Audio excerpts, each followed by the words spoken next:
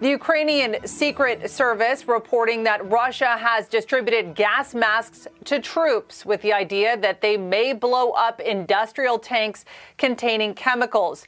This as officials in Kiev have warned residents that street fighting is underway against Russian forces. Civilians are being urged to seek shelter in that area, avoiding windows and balconies.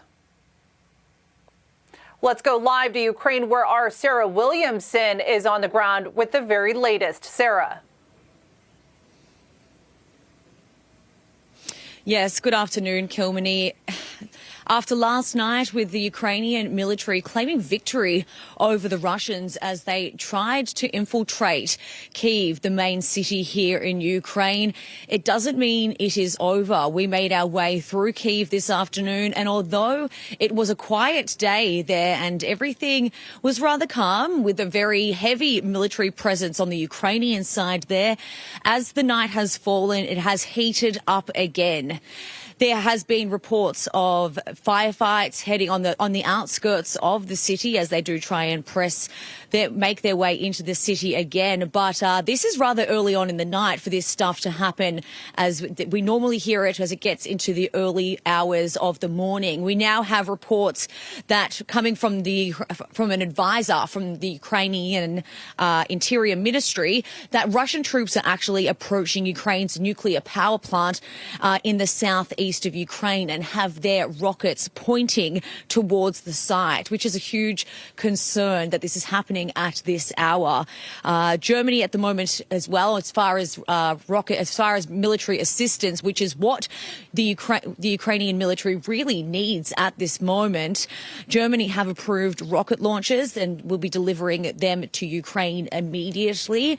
We do know that Zelensky made that call earlier after the US offered to assist his evacuation from the city. He said, "I don't need a ride, I need ammunition." And Germany have responded saying that they will be delivering those rocket launches. But it still is an extremely tense situation here. The majority of people that live in Kyiv have evacuated the city. There is a lockdown in place there at the moment from 5 p.m. onwards until 8 a.m. tomorrow morning. Nobody is allowed out on the streets. You must stay indoors. You are not allowed near your windows or near your balconies.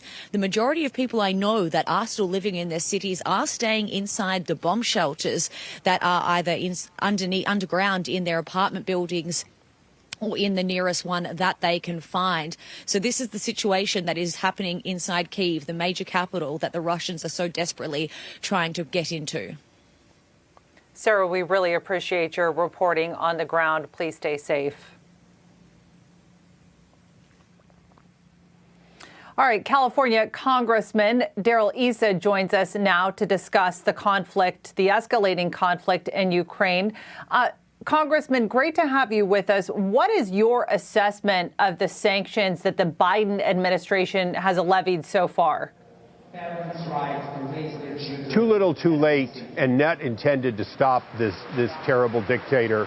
And we cannot call this a conflict. This is an all-out war. This is a war for the really freedom of Eastern Europe. If Biden doesn't come to the defense of an ally that our country pledged to come to defensive. Remember, when Ukraine turned in its nuclear weapons, Europe and the United States promised to defend them.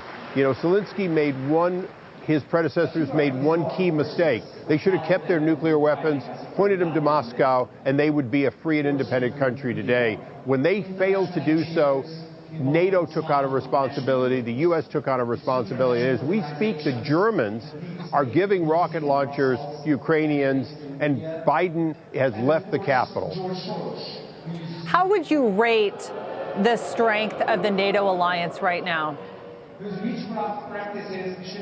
The word pathetic is what I see. Those who were not willing to threaten real force, those who were not willing to put NATO in defense of Ukraine, deserve no thanks for saying now they'll do sanctions. Ultimately, 40% or effectively all of Russia's real GDP comes from oil and natural gas exports. Europe has been buying them, and they have been bought off. And when America gave up its leadership, allowed Nord Stream 2, and stopped being a net exporter, we gave up our leadership position. To get the leadership position back will be much harder than it was to lose it in just 1 year. Yeah, it seems that the administration, as well as European partners, are worried more about mitigating their own losses in the conflict than they are actually trying to protect a sovereign nation here. I think one clear demonstration of that is the fact that Russia has not been cut off from the SWIFT banking system. Biden stated that very clearly in his press conference. European leaders don't want it. You know, clearly the Europeans will always be soft. You know, this was a Churchill opportunity, but it became a Chamberlain moment.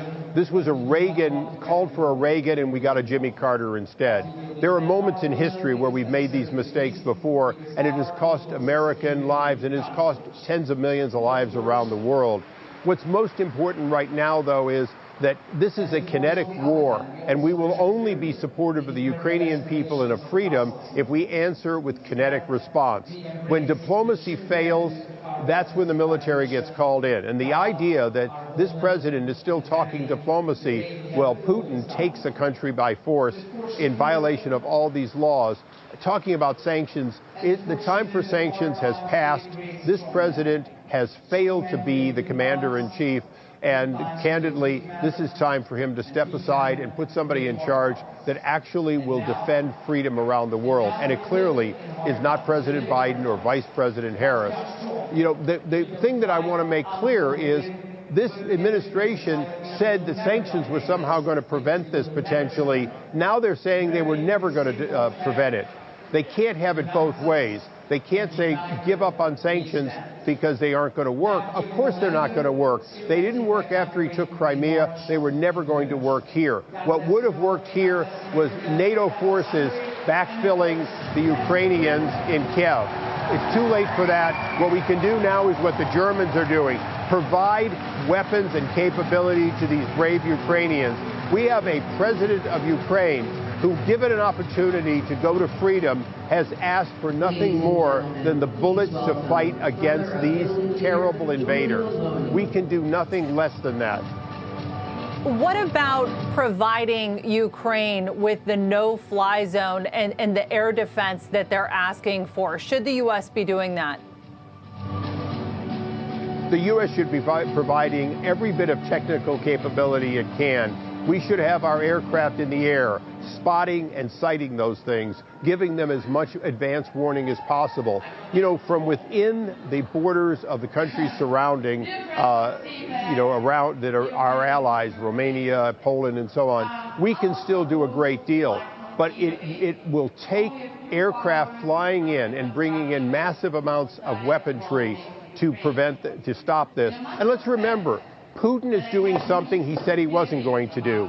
Putin has been a straightforward liar, a KGB agent-made president, and he is doing something in violation of all the laws. And, you know, the United Nations is useless and feckless because the Security Council veto was used.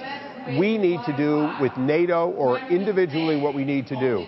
If we do not do it now, history will remember that we abandoned these freedom-loving people in their time of need. We failed to keep our promises, and it will cost American lives for decades to come. Ronald Reagan famously said he had seen 4 wars in his lifetime, and none of them were caused by being too strong. All of them were because of a sign of weakness. We have shown weakness, and war will be at our step if we cannot stop it. Congressman Issa, we really appreciate your very important perspective. Thanks for joining us from the CPAC conference. We appreciate it.